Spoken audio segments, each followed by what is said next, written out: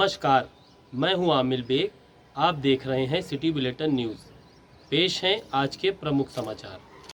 पूरे जिले में श्री कृष्ण जन्माष्टमी का पर्व धूमधाम के साथ मनाया गया।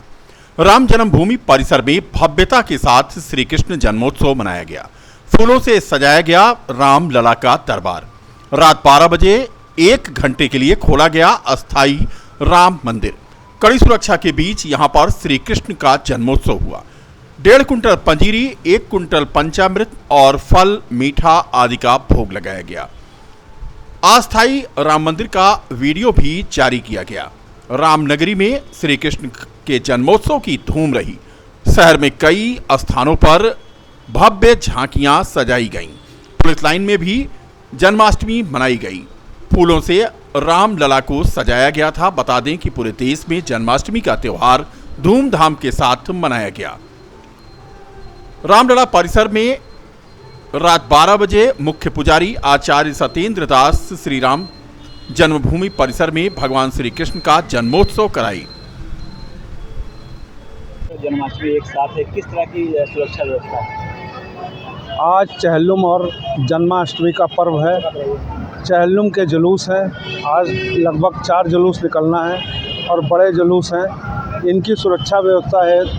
सभी चौराहों पर नाकाबंदी और ट्रैफिक डायवर्जन किया गया है और जन्माष्टमी के पर्व को देखते हुए जगह जगह सुरक्षा व्यवस्था है, फोर्स लगाया गया है और सकुशल चेहल्लुम का जुलूस संपन्न कराया जा रहा है। गुरुवार से शुरू हुई बारिश शुक्रवार को भी रुक रुक कर जारी रही। लगातार बारिश से जहां फसलों को संजीवनी मिली, वहीं शहरी क्षेत्र में जलभराव ने जीना दूभर कर दिया। मौसम विभाग के अनुसार 7 सितंबर को 7 और 8 सितंबर को 5 मिलीमीटर वर्षा रिकॉर्ड की गई। बारिश के चलते एक बार फिर जहां जहां निर्माण कार्य चल रहा है, वहां पर दशा बुरी हो गई। बुधवार को देर रात हल्की बारिश जो शुरू हुई तो थम गई, लेकिन इसके बाद दोपहर से शुरू हुई मूसलाधार बारिश देर शाम तक जारी रही। शुक्रवार को भी धूप खिली, लेकिन दोपहर 11 बजे फिर आसमान में बादलों ने डेरा डाला और रुक रुक कर बरसात का दौर जारी है। बता दें कि हल्की धूप की वजह से लोग उमस से भी परेशान नजर आए। अयोध्या के सरयू नदी में ट्रायल के दौरान आज पुल के पिलर से क्रूज टकरा गया। बता दें कि सरयू नदी में जटायु क्रूज के संचालन में आज बड़ी लापरवाही उद्घाटन से पहले ट्रायल के दौरान नजर आई। हादसे का वीडियो वायरल हुआ है। अयोध्या में आज अयोध्या क्रूज लाइंस नया घाट से गुप्तार घाट तक के लिए शुरू करने जा रहा है जटायु क्रूज और इसका उद्घाटन भी हुआ है। लेकिन इससे पहले जब इसका ट्रायल चल रहा था तो अयोध्या में बड़ी मुश्किल से सरयू नदी में इसे उतारा गया था और ट्रायल के दौरान ही पुल के पिलर से क्रूज टकरा गया। कुल मिलाकर के बड़ी लापरवाही का ये वीडियो आज सामने आया है। गुरुवार को हजरत इमाम हुसैन अलैहिस्सलाम और करबला में 72 शहीदों के चेहल्लुम का जुलूस बड़े ही अकीदत और एहतराम के साथ निकाला गया। कड़ी सुरक्षा व्यवस्था के बीच निकले चेहल्लुम जुलूस के दौरान बारिश भी अजादारों की अकीदत के याद में आगे फीकी पड़ गई। सुबह बजमे सलात की मस्जिद से अंजुमन शमशीरे हैदरी से पहला जुलूस उठाकर इमामबाड़ा जवाहर अली खां तक पहुंचाया।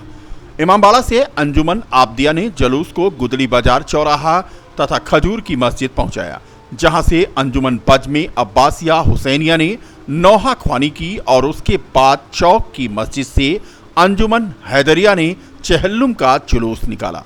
इस दौरान सुरक्षा के कड़े प्रबंध नजर आए। यहां हैदरिया ने अपने पुराने रिवायती अंदाज में चेहल्लुम से जुड़ा हुआ खास नौहा है। बोली जैनब उठो बहना उम्मे कुलसुम से भैया का मैं चेहल्लुम करने जाऊंगी, छूट के पढ़ा, जिसे सुनकर तमाम अजादार जारो कतार में रो पड़े। इसके बाद जुलूस को मकबरे की तरफ बढ़ाया गया, जहां सुभाष नगर में अजादारों के लिए चाय पानी की सबील लगाई गई थी।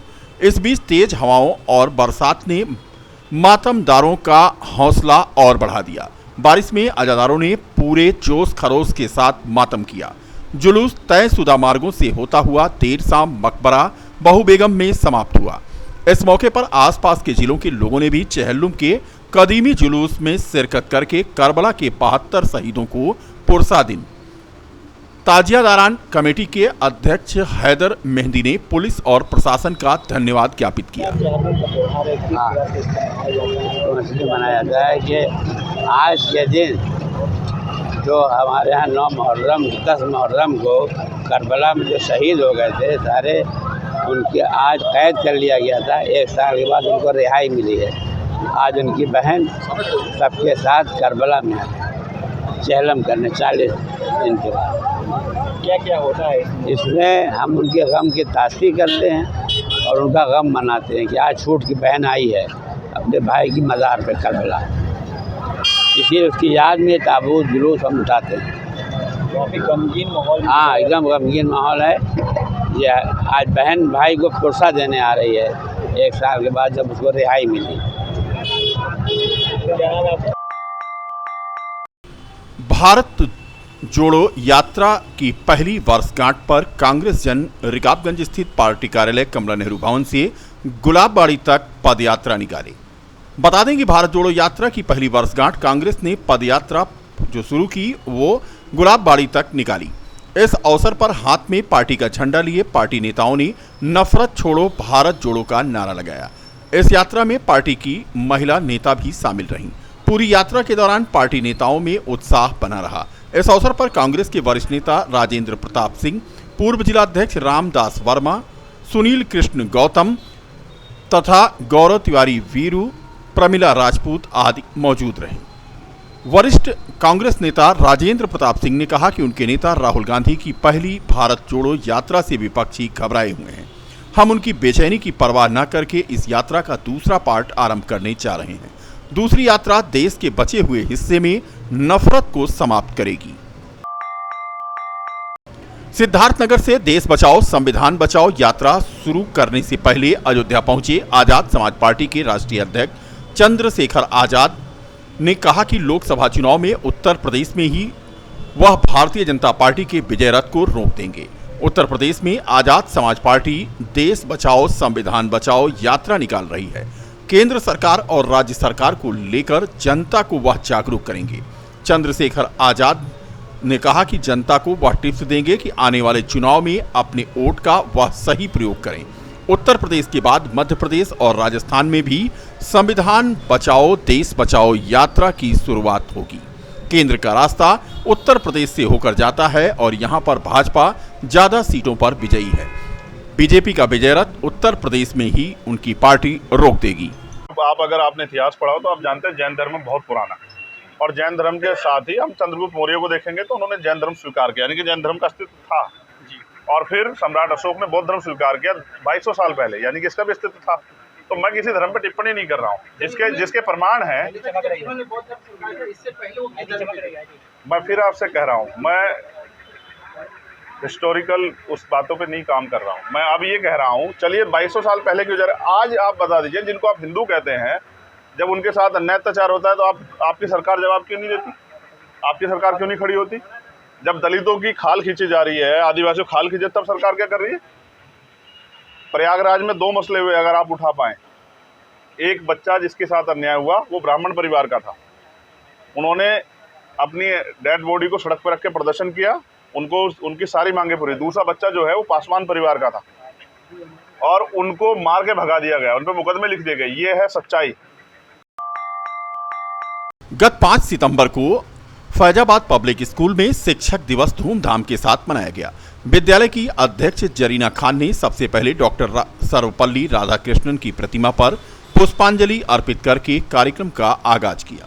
विभिन्न कार्यक्रमों के बीच शिक्षक दिवस के मौके पर प्रबंधक उमर मुस्तफा ने शिक्षकों के योगदान के लिए और राष्ट्र के निर्माण में उनके त्याग और परिश्रम के लिए बधाई दिया। प्रधानाचार्य राज बल्लभ श्रीवास्तव एवं संयोजिका सदफ इकबाल ने केक काटकर शिक्षकों के साथ जश्न मनाया। प्रबंध समिति ने शिक्षकों को उपहार देकर सम्मानित किया। इस मौके पर स्कूल के प्रबंधक उमर मुस्तफा खान ने बताया कि उनके फैजाबाद पब्लिक स्कूल से पढ़ाई करने वाला छात्र इसरो में वैज्ञानिक पद पर काम करके देश का नाम रोशन कर रहा है।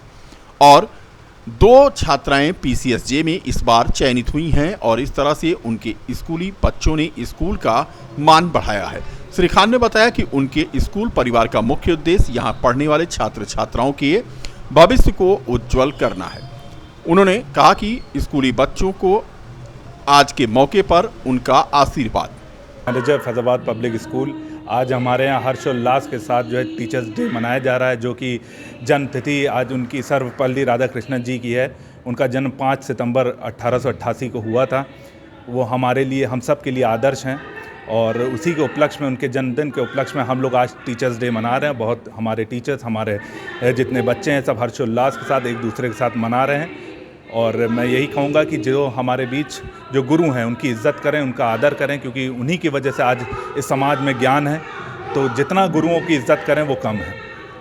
कई तरह के कार्यक्रम हुए, अभी टीचर्स के साथ मनाया जा रहा है, केक काटा जाएगा, साथ साथ में अनेक तरह के कार्यक्रम हो रहे हैं और बच्चों भी कई भी कार्यक्रम है, रंगारंग कार्यक्रम हुआ है। बच्चों ने भी केक काट कर और तोहफे देकर टीचर्स का सम्मान किया है। देखिए, ये पूरा श्रेय जाता है माँ बाप का और साथ साथ गुरुओं का। देखिए, जो मैं मानता हूँ, मेरा मानना है, जो सबसे पहला गुरु उनके माँ बाप हैं, दूसरे नंबर पे हमारे जो शिक्षक गण हैं वो आते हैं। जो बच्चों की नींव है वो माँ बाप से आती है और जो इमारत जो खड़ी होती है वो गुरुओं से आती है। तो जो हमारे गुरुओं ने जो यहाँ पे सीख दिया बच्चों को, आज इतने अच्छे मुकाम पर है। कोई अमेरिका में है, कोई यूरोप में है। आज देखिए आप PCSJ का जो परिणाम निकला, हमारे ही फैज़ाबाद से, अयोध्या से 2 छात्रों का नाम आया। दोनों ही छात्र फैज़ाबाद पब्लिक स्कूल के निकले और एक गत 5 सितंबर को ही शिक्षक दिवस के मौके पर शहर के नाका बाईपास जनौरा में स्थित HCJ एकेडमी स्कूल परिवार द्वारा समारोह पूर्वक शिक्षक दिवस समारोह मनाया गया। इस मौके पर स्कूल के नन्हे मुन्ने बच्चों द्वारा विभिन्न प्रकार के रंगारंग और सांस्कृतिक कार्यक्रमों की प्रस्तुति की गई। विद्यालय के प्रबंधक CP जैन ने बताया कि प्रत्येक वर्ष शिक्षक दिवस के अवसर पर विद्यालय परिवार द्वारा उत्साह से शिक्षक दिवस मनाया जाता है और इस मौके पर स्कूली बच्चों को शिक्षक दिवस से जुड़ी जानकारियां दी जाती हैं। विद्यालय के बच्चों ने तमाम मनमोहक कार्यक्रमों की प्रस्तुति करके अपनी प्रतिभा का प्रदर्शन किया। मैनेजिंग डायरेक्टर HCJ शिक्षा जैन तथा प्रधानाचार्य दिलीप कुमार गुप्ता, प्रशासनिक अधिकारी अशोक तिवारी के अलावा बड़ी संख्या में स्कूल के स्टाफ और स्कूली बच्चे मौजूद रहे। बता दें कि धूमधाम के साथ HCJ स्कूल में शिक्षक दिवस मनाया गया। आज HCJ एकेडमी के द्वारा, यहाँ के बच्चों के द्वारा आज शिक्षक दिवस का कार्यक्रम बड़े हर्षोल्लास के साथ मनाया जा रहा है, जिसमें हमारे स्कूल के क्लास 11-12 के बच्चों ने बहुत हर्षोल्लास से पार्टिसिपेट किया है और आज मॉर्निंग में उन्होंने हम सभी को बहुत ज़्यादा सम्मानित किया है, जिसमें हम उनके बहुत शुक्रगुजार हैं और इस मैनेजमेंट।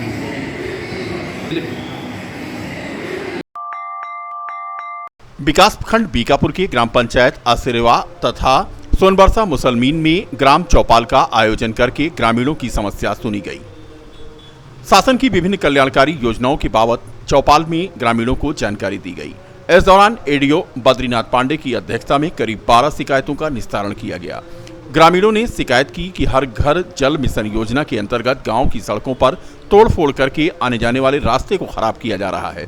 ग्राम चौपाल में प्रधानमंत्री आवास योजना के तहत अनेक ग्रामीणों ने अपना आवेदन भी दिया। सोनबरसा मुसलमीन में जहां एक ओर पंचायत सचिव अवधेश प्रताप सिंह, प्रधान रजिया परवीन, पंचायत सचिव आंचल कसौधन, रोजगार सेवक कैलाश चंद्र मौजूद रहे, तो वहीं दूसरी तरफ दूसरे गांव में ग्राम प्रधान प्रतिनिधि सूर्यभान यादव, ग्राम सचिव राजकुमार यादव ने ग्रामीणों को सूची पढ़कर सुनाई। बीकापुर ग्रामीण क्षेत्र में लचर विद्युत व्यवस्था से परेशान ग्रामीणों ने समाजसेवी आदित्य पांडे के नेतृत्व में विद्युत उपकेंद्र बीकापुर पहुंचकर अभियंता शैलेश यादव को ज्ञापन देकर क्षेत्र की विद्युत समस्या से अवगत कराया। किसान सुखदेव तिवारी व अंबिका प्रसाद ने बताया कि लो वोल्टेज के कारण धान और गन्ने की फसल को नुकसान हो रहा है, न ही तय शेड्यूल के अनुसार विद्युत सप्लाई मिल रही है, जिसकी वजह से सिंचाई आदि का कार्य प्रभावित हो रहा है। ज्ञापन देने वालों में प्रेमनाथ तिवारी, राहुल तिवारी, सुधांशु पांडे, सुकई निषाद, सूरज, रुद्र तिवारी आदि दर्जनों ग्रामीण मौजूद रहे। रात में जो भी समस्याएं हो रही हैं वो इमरजेंसी रोस्टिंग की वजह से हो रही है, जो कि ट्रांसमिशन एंड से हो रही हैं। इमरजेंसी रोस्टिंग का मतलब कि लाइट की कटौती अगर रात में सप्लाई 1 घंटे चल रही है 2 घंटे के लिए बंद हो जा रही है। ये सुहावल से जो ट्रांसमिशन लाइन से हमारी 33 kV आती है, ये वहाँ से हो रहा है। बाकी यहाँ पे जो भी समस्याएं होंगी, चाहे वो रात में 12 बजे हो, रात में 2 बजे हो, यहाँ पे अगर कहीं पे तार गिरा या कहीं पे ट्रांसफार्मर का फ्यूज़ उड़ा या कहीं कुछ हो, यहाँ पे रात में 12 बजे 2 बजे तक भी बनवाया जा सकता है। क्योंकि यहाँ पे हम रात काल में जो संविदा लाइनमैन ड्यूटी पे रहते हैं वो रात में भी जाते हैं लाइन बनाने। तार गिरने से और ट्रांसफार्मर का फ्यूज उड़ने या ऐसी कोई अन्य लोकल फॉल्ट, उसको तुरंत निस्तारण कराया जाएगा। और जैसे ही बारिश अब धीरे धीरे शुरू हो रही है तो इमरजेंसी रोस्टिंग भी बंद हो जाएगी, इससे सप्लाई ठीक ढंग से। मद का तो अभी हम नया हमको पता नहीं है, लेकिन उस पर हम लोग क्या करते हैं कि छुट्टी के दिन, जैसे जिस दिन हम लोगों का मतलब क्षेत्र में जाना आना बंद रहता है या ऑफिस का बंद रहती है, उस समय सारे लाइनमैन लग के हम लोग यहाँ बीकापुर से शुरू करते हैं सुहावल तक हर पेड़ की डालियों को जो तार के आसपास से गुजरती है उनको लगभग काट के ख़त्म कर दिया गया है। अभी इस बीच बारिश में अगर बढ़े होंगे तो उनको भी अगली आने वाले साप्ताहिक अवकाशों में उनको भी काट के ख़त्म कर दिया, जिससे जो 33 kV की लाइन रोस्टिंग होती है, मतलब ब्रेकडाउन होती है, वो कम से कम किया। हाँ, अगर इसकी जानकारी अगर LT लाइन पे है तो उसको भी हम लाइनमैन को निर्देशित कर देते हैं कि उसकी समस्या का जो है निदान तुरंत से तुरंत करें, या हम खुद मौके पर पहुँच करें। मतलब लगभग हर एक दिन एक फीडर को भी अगर देंगे तो हमारा लगभग जल्दी से जल्दी हो जाएगा, तो उसको हम तुरंत कराते हैं। समाजवादी पार्टी ने घोसी विधानसभा के उपचुनाव को जीत लिया है। ऐतिहासिक जीत पर सपा के दिव्यांग नेता पंडित समरजीत ने डाकघर चौराहे पर लोगों को मिष्ठान खिलाकर घोसी की जनता को ऐतिहासिक जीत दर्ज कराने के लिए बधाई और शुभकामना दी। लोकसभा 2024 के लिए इंडिया गठबंधन की सरकार बनने के लिए घोसी की जनता ने उद्घोष कर दिया है, यह कहना था पंडित समरजीत का। उन्होंने कहा कि भाजपा की सरकार अब जाने वाली है। आज जिस तरह से महंगाई, बेरोजगारी, भ्रष्टाचार, महिला उत्पीड़न से लोग परेशान हैं, अब समय आ गया है, सरकार को जनता जवाब देने जा रही है, जिसका परिणाम घोसी की जीत है। देखिए, आज जिस तरीके से घोसी की जनता ने उद्घोष कर दिया है 2024 के चुनाव को लेकर, इंडिया के गठबंधन को लेकर, हम घोसी की जनता को बहुत बहुत बधाई देते हैं, धन्यवाद देते हैं। आज हम प्रभु राम की धरती पर लड्डू बांटकर लोगों में खुशी जाहिर करने का काम किए हैं। और आज यह भी हम कहना चाहते हैं कि जो घोसी में हमारा राजभर जी का शर्त लगा था 51,000 रुपया एक सोने का चैन, वह हम राजभर जी से आशा और विश्वास रखते हैं कि उस शर्त पर वो खरे उतर